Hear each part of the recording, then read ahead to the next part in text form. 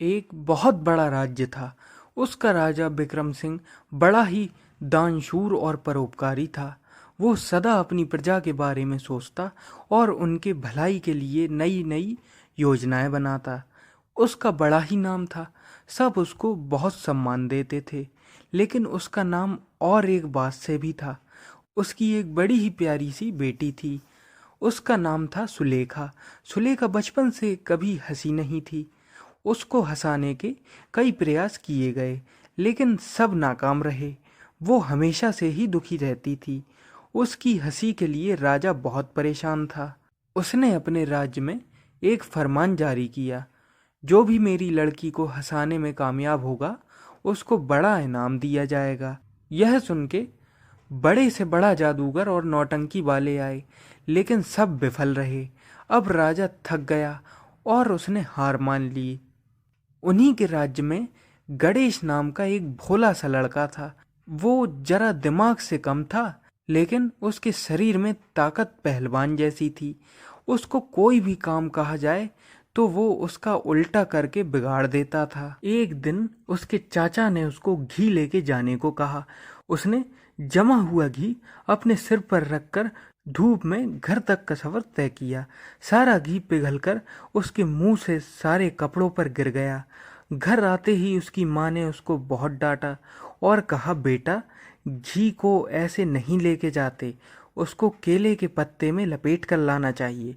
गणेश ने अपनी गर्दन हिलाई और चला गया। दूसरी बार उसके चाचा ने उसको एक कुत्ते का बच्चा अपने घर लेके जाने को कहा।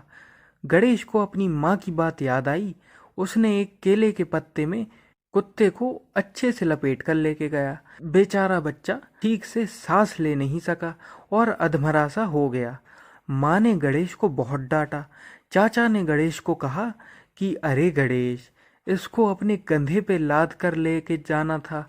बेटा, ये मर गया होता तो। गणेश को अपनी गलती समझ आ गई। लेकिन एक दिन उसके चाचा ने अपने धंधे के लिए एक गधा खरीदा।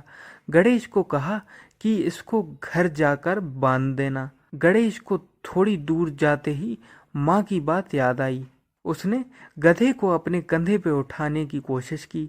वो गधा था, चिल्लाने लगा और लात मारने लगा। लेकिन गणेश ने पूरी ताकत लगा के उसके पैर पकड़ लिए और अपने कंधे पे लाद के चलने लगा। उसका ये तमाशा गली के सारे लोग देखने लगे। कोई ढोल बजा रहा था तो कोई उसके सामने नाच रहा था। गणेश को देखने भीड़ उमड़ पड़ी। वो महल के पास से गुजरा। ढोल की आवाज सुनकर राजकुमारी भी अपनी खिड़की में आई। उसने गणेश को देखा। उसको देख के राजकुमारी को अपनी हंसी रोकी नहीं गई। वो जोर जोर से हंसने लगी। वो इतनी जोर से हंस रही थी कि उसका अब पेट दुखने लगा। सालों से कभी हंसी नहीं थी वो।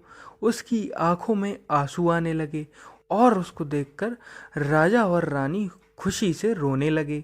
राजा ने तुरंत गणेश को बुलाने का आदेश दिया। गणेश को दरबार में पूरे सम्मान से बुलाया गया। उसको ढेर सारे पैसे और बख्शीश में 2 गांव भी दिए गए।